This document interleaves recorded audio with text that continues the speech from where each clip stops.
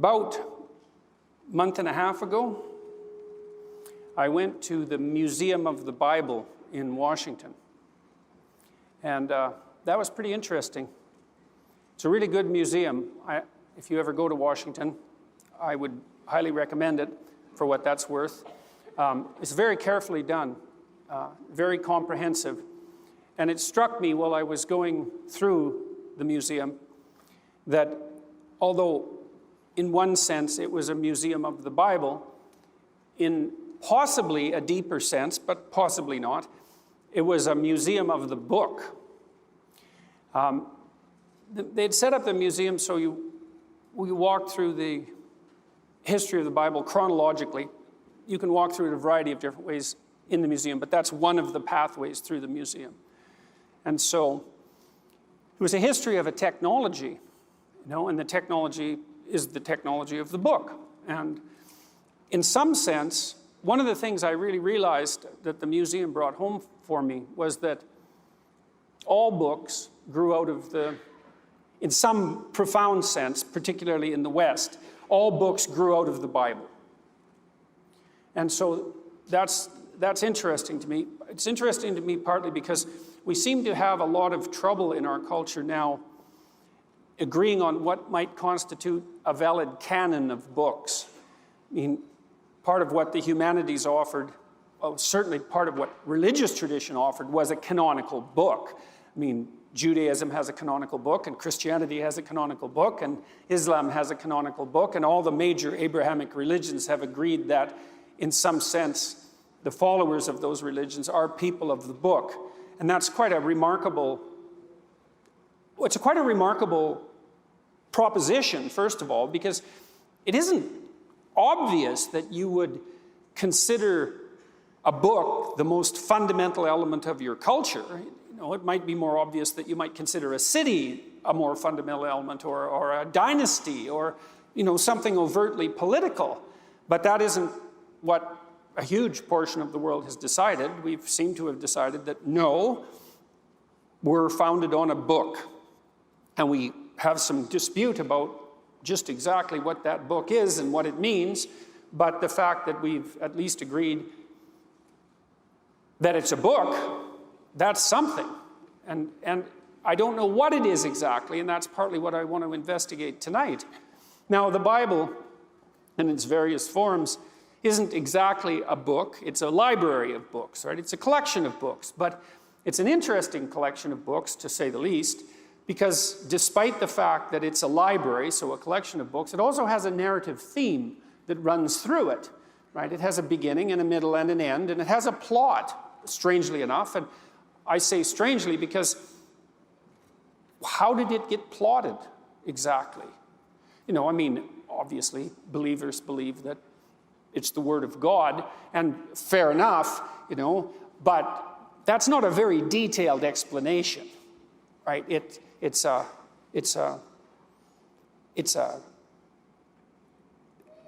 religious interpretation, but it's shallow in some sense. It lacks detail. It still doesn't explain in any fundamentally compelling sense how the narrative got organized across time. And you say, well, it's the Spirit of God working through the multitude of people who aggregated the Bible and transmitted it. And fair enough.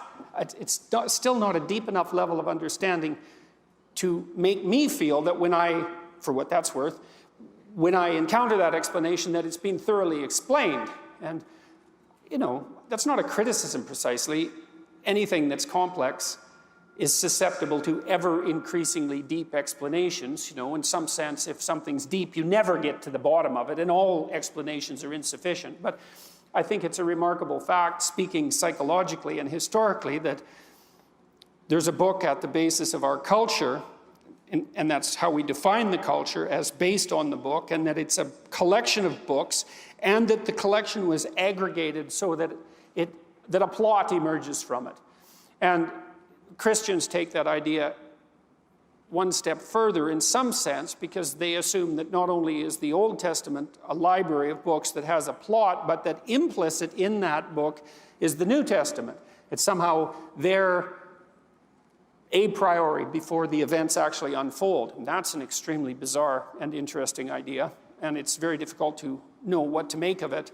So I was thinking these things when I was going through the museum, and I was thinking about the idea of the canon and about the idea of fiction and truth and about the idea of literary depth, all of those things, trying to make sense out of them, partly because, as I said, we now seem to have reached an impasse in our culture about what can be validly considered canonical. And part of the way this came about, I have to take a detour through the history of ideas, is that it was discovered in a variety of different disciplines after the Second World War, really, I would say starting in the 60s, that the problem of perception was a much more intractable problem than anybody had heretofore suspected. And so that emerged partly in the field of artificial intelligence when the first artificial intelligence researchers who were interested in robotics tried to make machines that could operate in the real world like animals could, or like people could, to build robots. The idea to begin with was that the difficult part would be programming the robot to operate in the environment. The easy part would be getting the robot to perceive the environment, because after all, there it is. You just have to look and everything's self-evident. And it turned out that that wasn't the case at all. And this was reflective of a philosophical problem that had been recognized by David Hume sometime earlier, which is the problem of the relationship between what is and what ought to be. And David Hume believed that there was an unbridgeable gap between the factual world and the ethical world, in some sense, that you never had enough facts at your disposal to compute your trajectory into the future with any degree of certainty. And I think that's been proven true beyond a shadow of a doubt as a consequence of recent investigations, which have demonstrated not least that, well, one of the problems is that, and this is associated with the problem of perception, is that there's an infinite number of facts. And so how do you guide your actions in light of the facts when there are endless facts about absolutely everything, absolutely everywhere, all the time?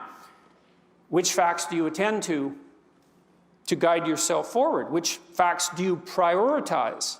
And which do you ignore? Because obviously you have to ignore most of them because there's a near infinite number of facts, and you're not going to pay attention to all of them because you can't. And so how do you decide what not to pay attention to? And the answer is, you don't know.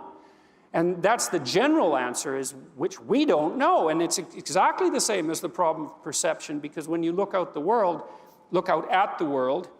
or hear the world for that matter, or taste the world, any of those things, any sensory interaction with the world, is there's way more things to look at than you can possibly look at, and yet you do look at things and you see.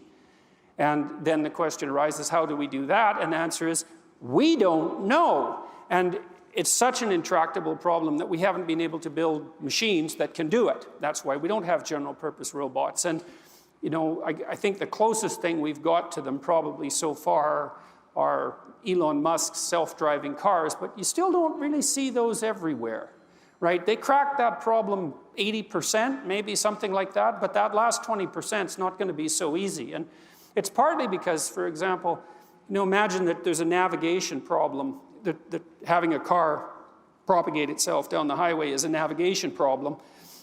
And you might think that's a technical problem. You need to know where the road is, the edges of the road and so forth, which isn't so easy because roads don't actually have defined edges, but that's one of many problems. And so we've had to put up a whole satellite system to map the roads in detail and to feed that information into the cars, and the cars can compare where they are on the road to the satellite image. And they have to have very detailed perceptual knowledge of the world to operate, but then there's additional problems that have to do with navigation that aren't so obvious. For example, let's say you're driving down the road and there's a mother and a child in a pram on one side of the road, and there's like 3 old women on the other side of the road, and you have to run over one set of them.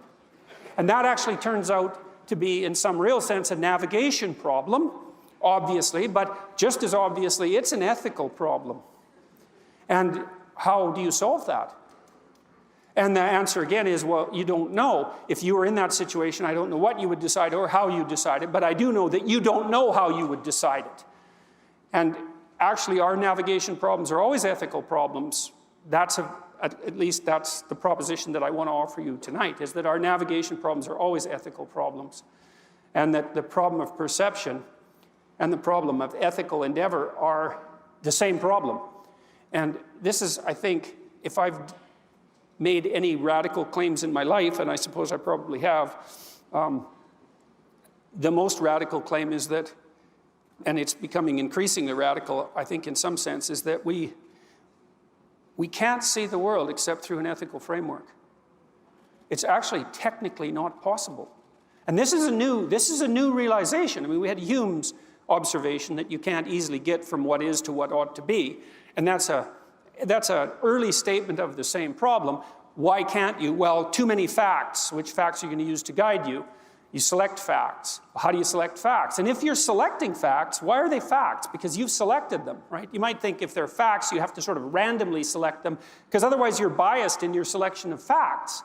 And if you're biased in selection of your facts, then it's not facts. It's more like misinformation or disinformation or whatever the hell it is that people are accused of following now, you know, because your bias is disturbing your interaction with the facts.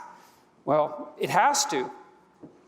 There's no way around that. And does that mean that is it bias per se that's determining which facts that you interact with? So is all your action merely a consequence of your bias? And I would say that's one of the claims that the postmodern radicals make all the time, is that your perception is nothing but your biases, which is a pretty bloody dismal way of looking at the world. It's like there's your bias and my bias, and there's no truth and there's no ethic. There's just your bias and my bias, and which one should win? It's like, well, I guess we'll find out, won't we?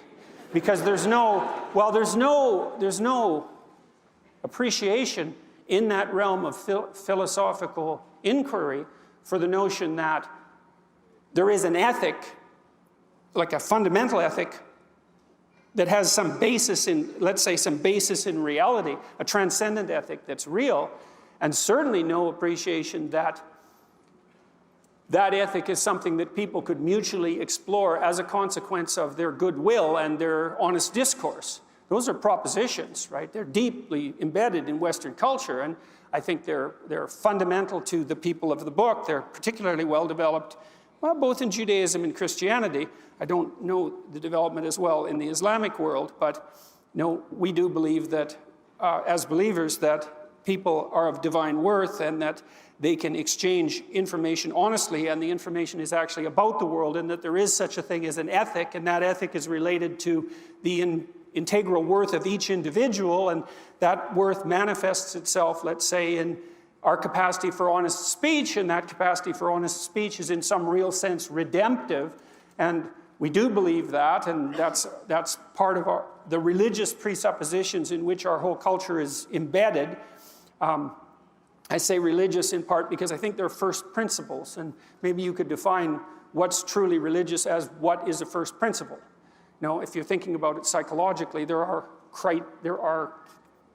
what would you say? There are phenomena, I suppose, that we regard as part of the realm of depth, what's deep in literature and what's deep in philosophy. And I would say technically that the realm of the religious is the realm of what's deepest, and what's deepest is first principles. And maybe you come to those first principles, maybe in some sense you have to abide by them as a consequence of faith. You know, you choose to live a certain way. You choose to live, for example, as if other people have worth, and you do too, and that worth is absolute in some sense. And you know, if you're an admirer of the natural rights tradition, well, you would claim that we derive our notion of natural rights from a deeper understanding that each of us is of fundamental and intrinsic worth, which I think is pretty much akin to making the biblical claim that man and women are created in the image of God. If God is emblematic of what constitutes the highest worth, and we're made in that image, that means that we partake in what's of absolute worth, and then you decide, in some sense, to base your whole society on that presupposition. And it looks to me like societies that do accept that presupposition and move forward from that first principle, produce the sorts of societies that people would rather live in if they had their choice. And societies that don't accept those first principles don't. And I don't know if that's proof, because when you ask a question like that, you have to ask the question of, well, what are you willing to accept as proof? And, well, that's a very, very complicated problem. But it does seem to me that societies that presuppose intrinsic worth at the individual level, which is a very weird proposition given the radical differences in ability between people. It's much easier in some sense to see that highly successful people are much more worthwhile than people who are poverty-stricken and struggling, or that people who are highly intelligent are worthwhile in a much more fundamental way than people who aren't. I mean, you could say that with regard to every individual difference and every talent. It's a much more natural way of thinking.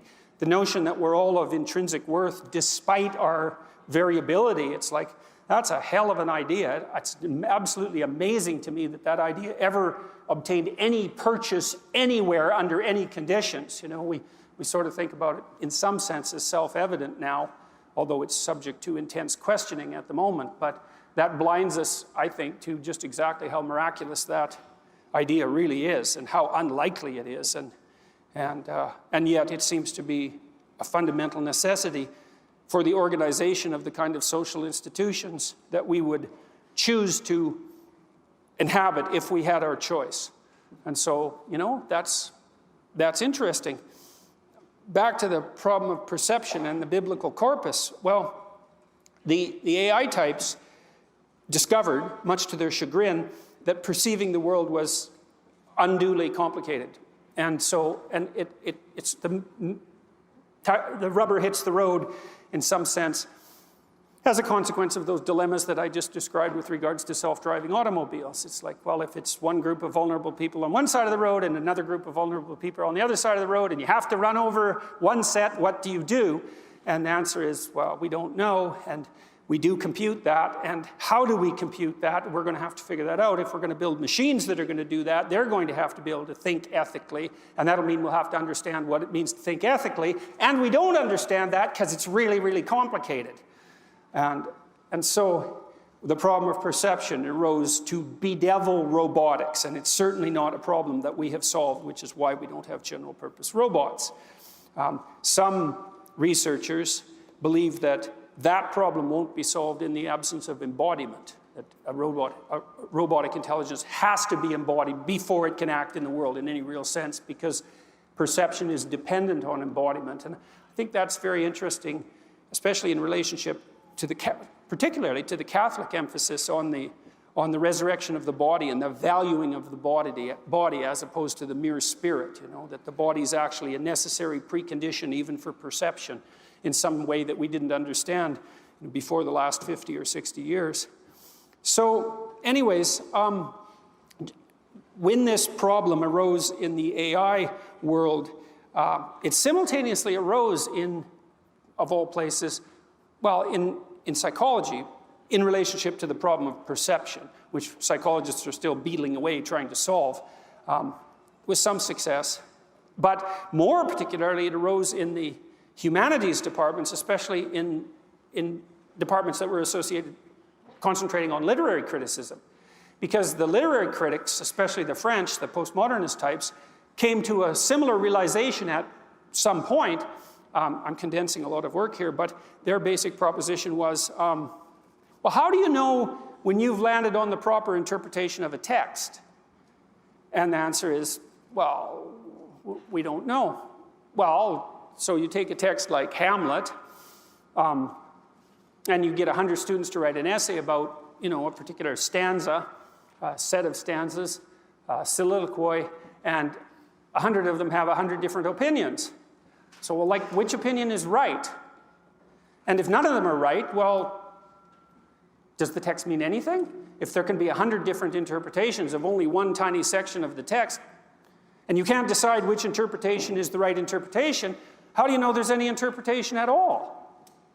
And so how do you know the text is meaningful in any real sense if you can't even agree on what the meaning is? And you can certainly see how that problem bedevils something like biblical criticism, because biblical stories are susceptible to a very large number of interpretations. That's for sure.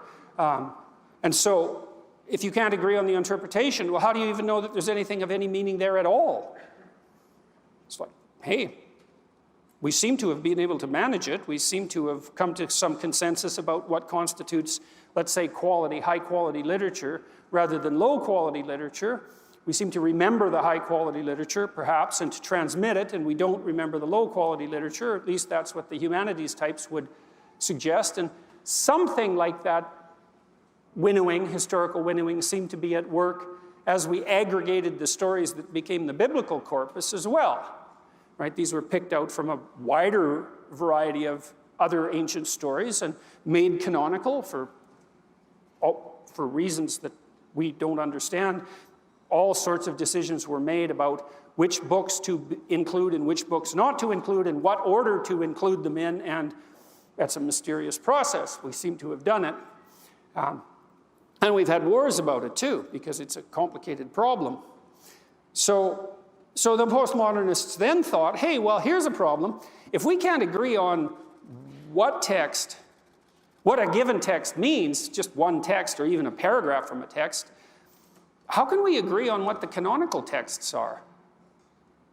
Because if it's problematic to interpret one fraction of a story, it's way more problematic to put a whole sequence of stories together. Maybe that would be the classic books of the Western tradition, let's say, and say, those books and not others. It's like, well, who says? And why those books exactly? And what's your motive for putting those books together? And that's where things got even more peculiar, because I think it was perfectly reasonable of the postmodernists in some sense to say, well, how do we decide what the meaning of a text is? We don't know. How do we decide which books should be canonical? We don't know. But then to take the next step, which was, well, your motives for aggregating these texts are suspect. And it looks to us, this is where the Marxist twist came in, extraordinarily and appropriately in my estimation, is that it's nothing but your will to power that aggregated those texts. Right? The reason there's a Western canon is because the idea that there is a Western canon supports the domination of the West. And it was that drive to domination that was the spirit that aggregated the texts to begin with and that justifies their choice as canonical. And that's your support for that canon is either your conscious participation in that, let's call it structure of oppression, or the manifestation of the same will to oppression operating within you. And that's sort of where we're at now in our culture, because that's the accusation. And I'm not very fond of that idea, partly because, although I do agree that we don't know how we make sense out of things. We don't know. But that lack of knowledge, that ignorance is where it should have stopped in some sense. There should have been an investigation there. It's okay, we don't understand this. We shouldn't have leapt to a quasi-Marxist determination that said, oh, well, it's all will to power. It's all the desire to dominate, right? And because that's, well, first of all, really, you're so sure of that, are you? What makes you so sure of that? That it's will to power that's the organizing principle, let's say, for society as such? You really believe that? Does that work in your personal relationships? Is that how you conduct yourself with your wife or your husband? It's domination all the way. And the same with your friends. It's domination. And when you go out, you have a business. And of course, if you're radically left, you assume businesses are oppressive structures to begin with because you're jealous and stupid. And well, and also because sometimes they are, because structures do warp and bend, and they can tilt towards oppression and tyranny, and human structures are susceptible to that. But that's a deviation, as far as I'm concerned, from certainly, I would say, from the norm, but certainly from what's optimal. And is it your relationship between husband and wife is governed by nothing but power? That's sort of the patriarchal oppression theory of marriage theory. It's like, well, women have always been dominated by men. That's the historical reality. It's like, really, that's your story for the entire corpus of the cooperation and competition between men and women since the beginning of time. It's essentially domination and nothing else. That's how it works, is it? It's like, I don't think there's a bloody shred of evidence for that, by the way, because I've looked at the principles that appear to underlie the establishment and maintenance of stable social institutions at the micro level, so let's say within the confines of an intimate relationship, and among friends and among business partners and among, well, political entities for that matter. And it looks to me like all the evidence suggests that it's something a lot more akin to reciprocal altruism and honest trade than it is akin to domination by power, because it's just not stable. You know, if you're around people who do nothing but exploit you, so you're going to participate in that voluntarily? You're going to do your best in a situation like that, or are you going to fight it in small ways and large and bring it to its knees? And I really do believe the answer to that's quite clear. Those systems don't work. And it's also the case that psychopaths, for example, who probably do operate in the world primarily on the basis of power, aren't successful. And they never get to be more than about 3% of the population, because it's just not a successful strategy. You can oppress people and exploit them to some degree, and that might be better, you know, in a biological sense than just laying on the floor doing nothing, you know, as a reproductive strategy, but it's not successful enough so that it characterizes the bulk of human beings. It just doesn't work, and it doesn't even characterize animals. If you look at the principles upon which animal societies for social animals are structured, especially complex animals, mammals, it isn't obvious at all that it's the meanest, scariest, toughest guy who climbs to the top and then hangs on by brute force. It isn't even the case for chimpanzees. So, all right, so if it's not power, then what is it? Well, I suggested it's something like reciprocal altruism, and that's a biological term, but it's something like do unto others as you would have them do unto you as the basis for social organization. You know, it's something from me, something from you, something from me, something from you, and not in a zero-sum manner either, understanding that if we treat each other as if we're both of worth and we act honestly, that we can both have more of what we want and need than we would if we were operating independently. And isn't that the basis for your relationships? Fundamentally, you get married because you assume that you're better in the marriage than you would be outside the marriage. And I don't mean things are better for you in some narrowly selfish sense, although perhaps that's also true. I mean better in general, right? You're wiser because you have a partner. You're more careful. You're more attendant to the needs of others. And you can think of that as, you know, finger wagging, you should be more attendant to the needs of others, but you can think about it as proper ethical training too, because if you learn to treat the person you love with a certain degree of respect and reciprocity, maybe that prepares you to do that with other people.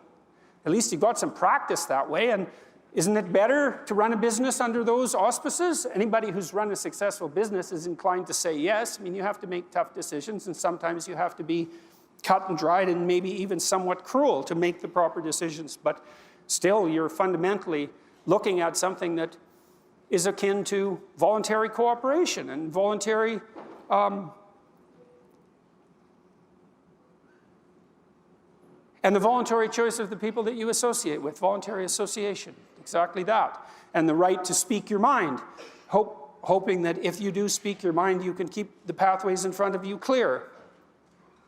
And so, well, so back to the biblical corpus and the museum. I mean, I was thinking about all these things that I've sort of laid out in this scattershot and impressionistic manner. I was trying to solve the problem of the canon. How do we figure out what's canonical? It's like, well, is it merely, we pick the books that justify the dominance of our culture. Well, first of all, you have to presume that we basically identify as human beings with groups to take that tack, right? Because we're trying to support the domination of our culture. I don't think that way. I don't think most people in the West think that way. I think most of us think at the level of the individual. And I think that's more appropriate. And so the idea that we aggregated a canon to justify the domination of our ethnic group, I think, no, I don't think so. I mean, fair enough, and sometimes things go in that direction, but fundamentally, no, I don't think that's it. What's canonical? How about this? How about the more texts a text is influenced, the more canonical it is? That's pretty damn straightforward, and it seems straightforward enough, so I don't even know why it would be questionable. A text is relevant, important, vital, valued, if it has had a tremendous effect on other texts. And so maybe you write a book of genius like right now, today, but it's not going to be canonical because it hasn't had the time to wend its influence through the entire corpus of text that constitutes the culture. And so we could say, well, maybe a corpus of text does constitute the culture. How do we make decisions of value? How do we see the world? Well, I think there's two ways. One is we do it in an embodied manner because we have emotions and we have motivations and they're built into us. And part of the reason that we can understand each other is because we have the same motivations and emotions. And so we can make reference to them without having to explain them. I don't have to explain what anger means to you. I don't have to explain what jealousy means. I might have to specify the conditions under which they arose, and we could have an interesting discussion about whether that's relevant or not, but I don't have to tell you what they are.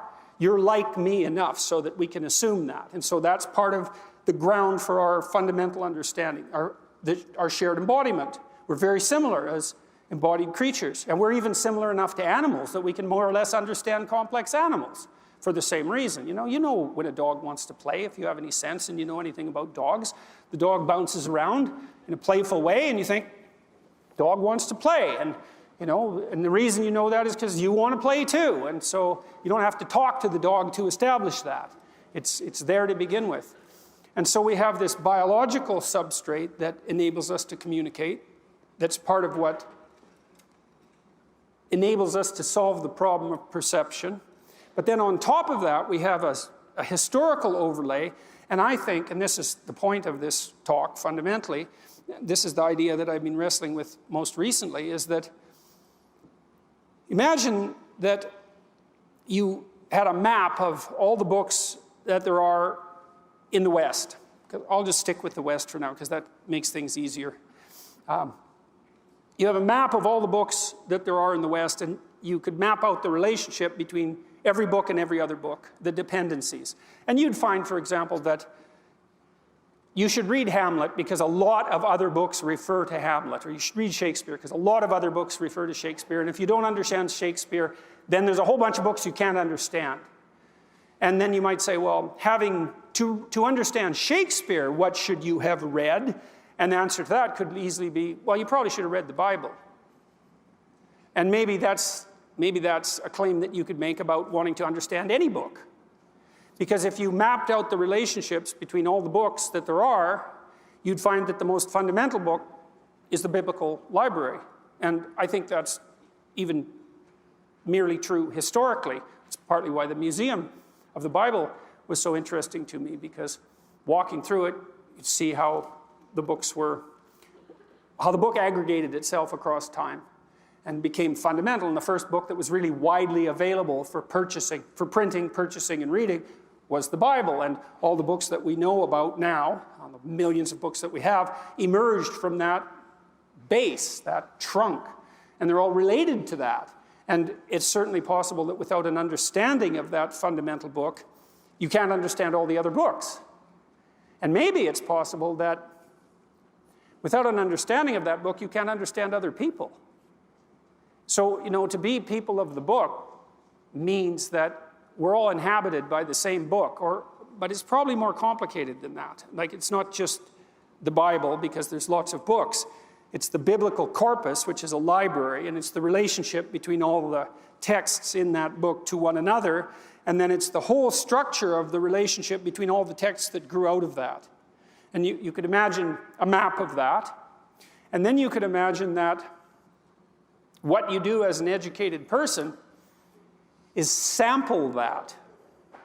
And so there's this structure that constitutes the sum total of the texts of our civilization. And then there's you as an agent that needs to understand that structure.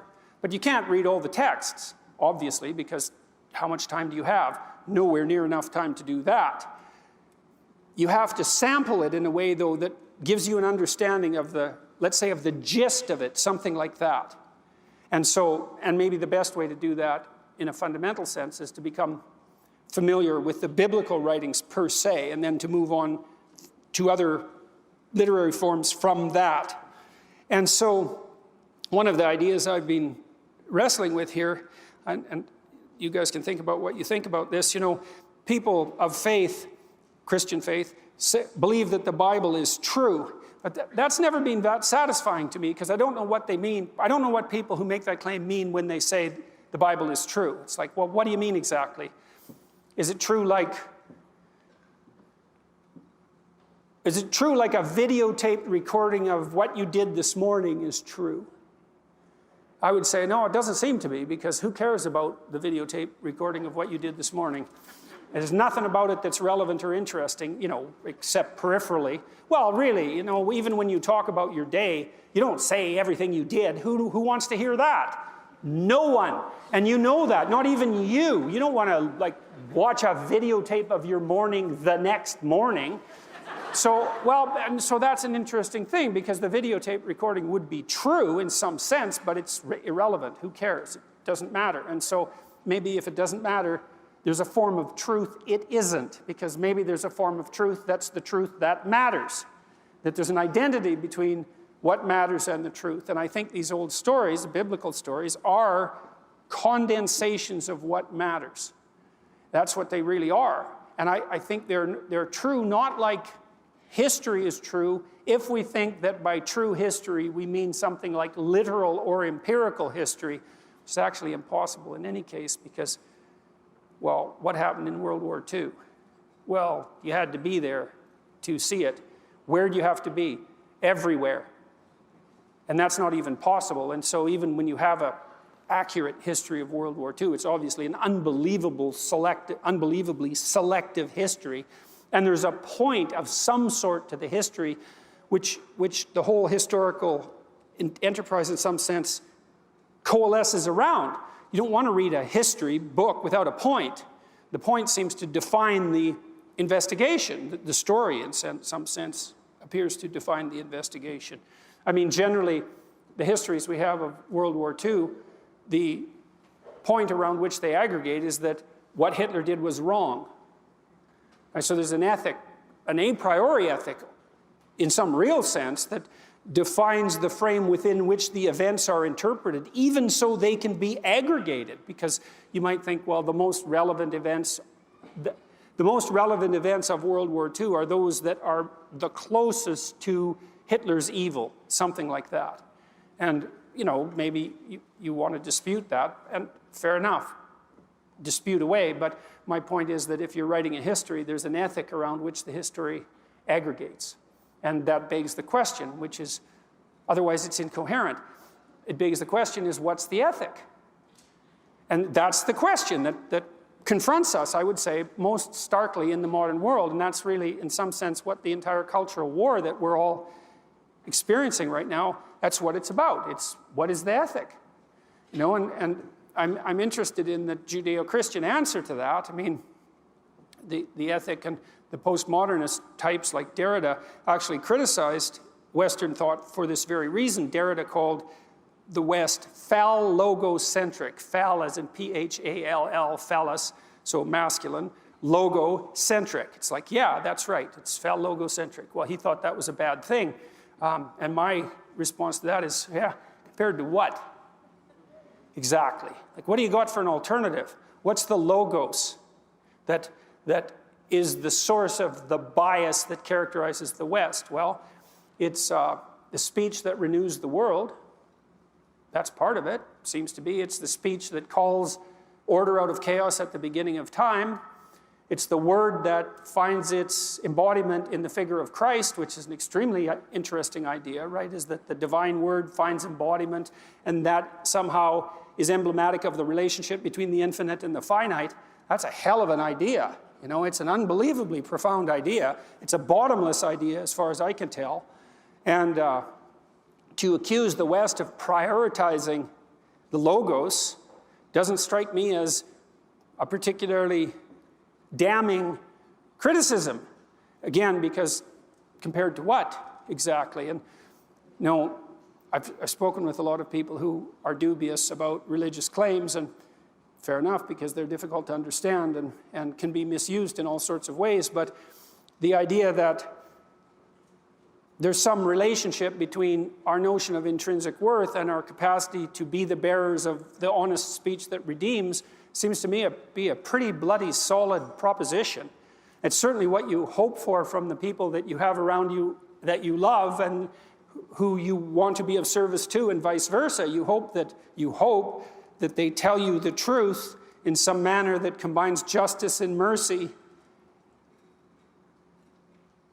in some tolerable manner that still illuminates you.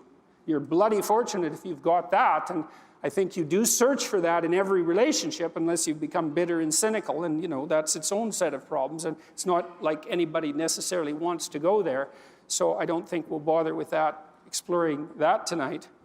And so I've been more and more thinking of this as a definition of what constitutes religious truth. So I think we have to look at the world. I think the structure we look at the world through has to be a structure of ethics. I think it has to be.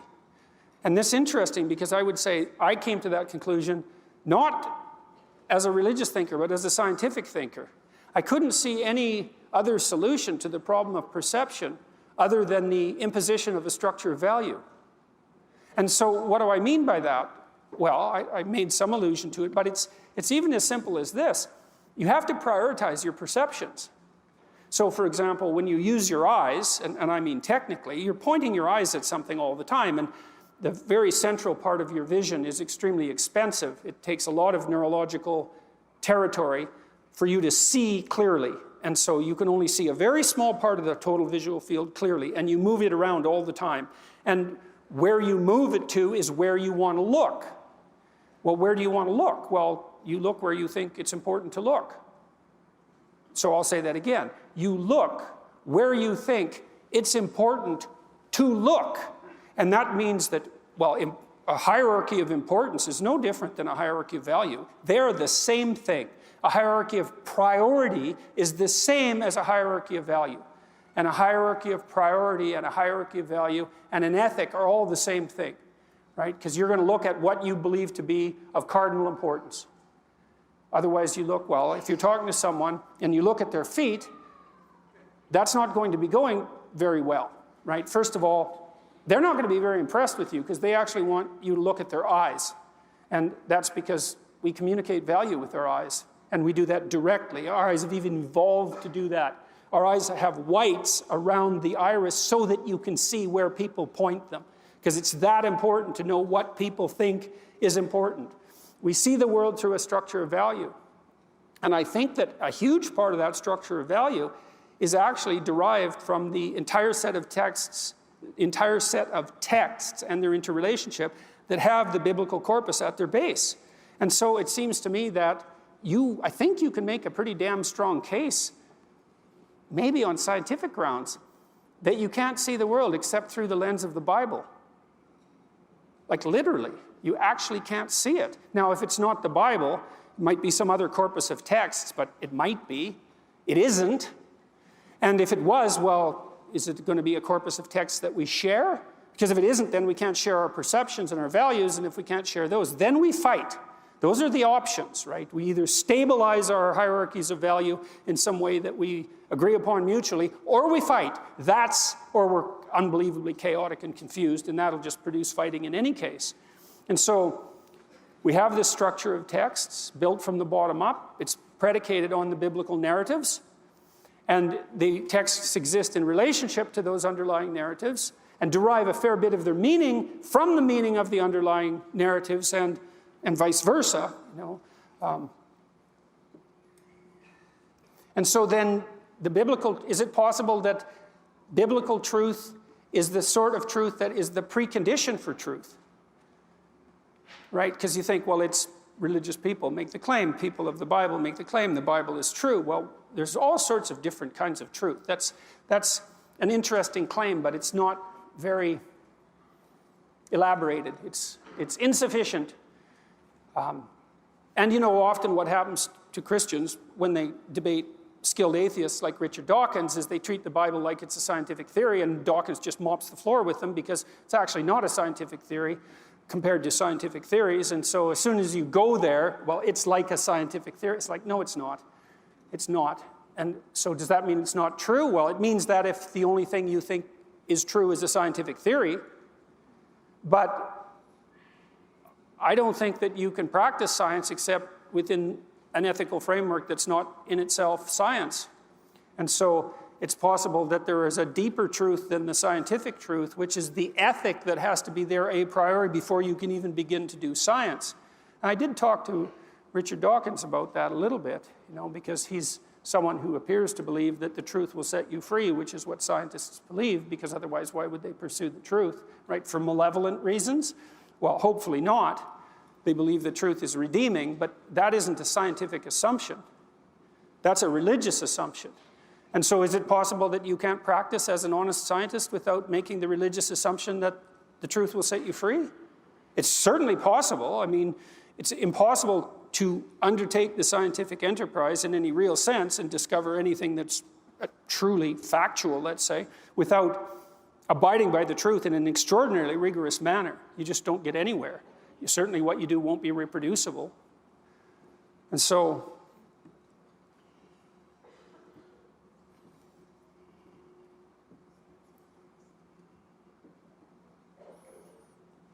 I know maybe I'll wrap up with this. Maybe I can make this a bit clearer.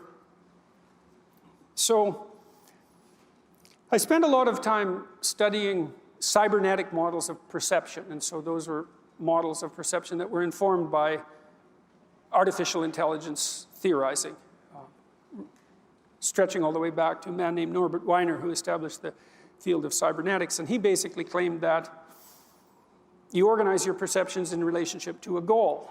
So, for example, if I want to walk across the stage, then I'll specify my endpoint, and I'll see that in high resolution.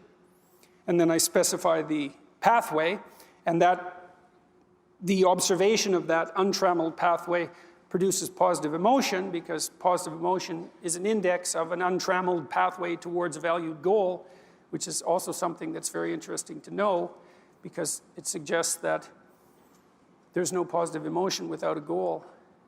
It also suggests that the more noble the goal, the more complete and elevated the positive emotion. And that could be true.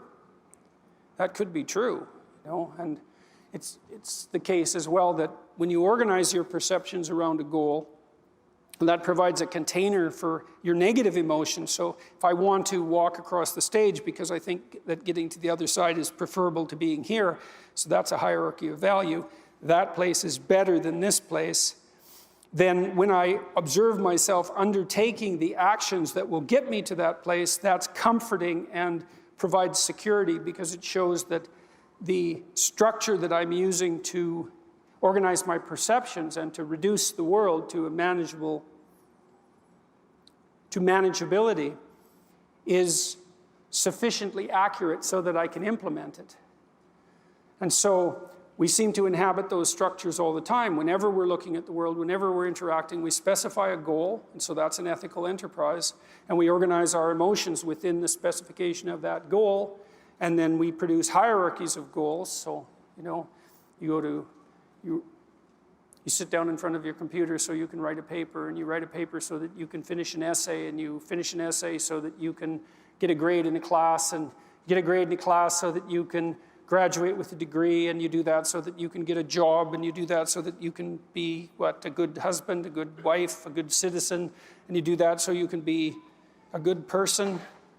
There's a hierarchy of ethic that permeates the entire enterprise, right from the microcosm up to the macrocosm, and I think that's something like the whole landscape of religious value, with the outermost container, so be a good person, let's say, that's the ultimate aim of the religious enterprise. That's something like the imitation of Christ in the most fundamental sense, and all the things that you do within that are a reflection of that, or you're confused and chaotic.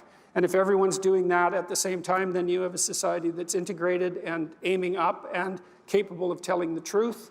It's something like that. Does that seem reasonable? And so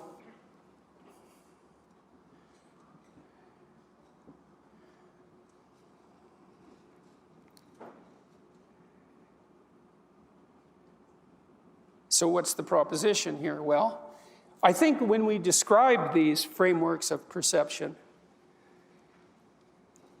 the name we give to the description of a framework of perception is a story. And I think the reason that we like stories so much is because we need to establish frameworks of perception in order to operate in the world and to allow ourselves to be integrated peacefully with other people. And so we're extraordinarily interested in anything that has a narrative basis. And the reason we're interested in that is because we're trying to build within ourselves and collectively the structure that enables us to perceive the world without undue confusion and chaos, and in a manner that provides some value to us and some sustainability. That's the goal overall.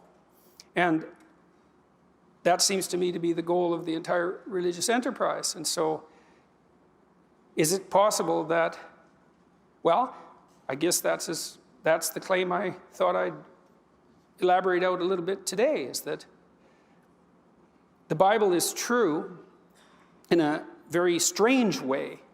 It's true in that it provides the basis for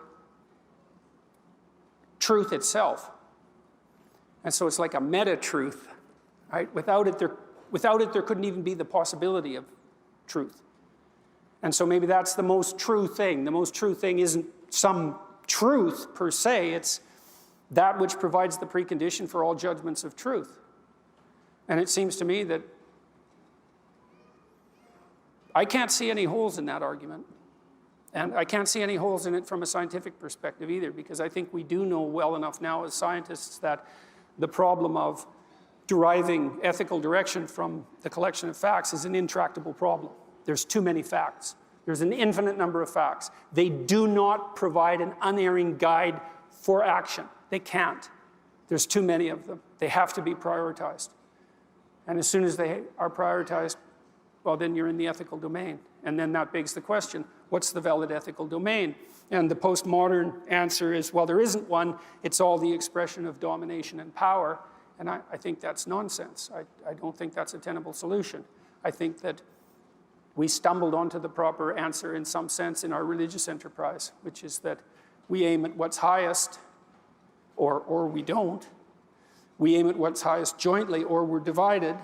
We aim at what's highest, and that gives meaning to all the things we do that are subordinate parts of that. We aim at what's highest, and that's what collects us and gives us structure, all of that, singly and jointly. And that's all what we've been trying to communicate all these centuries as we've been trying to communicate the whole religious corpus, generation after generation, and to sort this out and to straighten it out and to try to understand it. And I think that's where we're at now, maybe a little bit more conscious of what this all means, and maybe a little bit more capable of being more certain as people of the book that the faith we have in the textual corpus that we inhabit is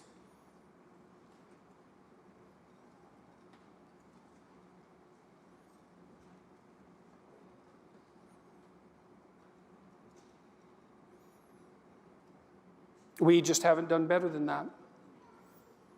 And we strive to flesh it out, we strive to understand it, but fundamentally, it seems to be true in that fundamental sense that I just described, which is not merely true, but the precondition for truth itself. And so that's what I thought I would talk to you about tonight. So.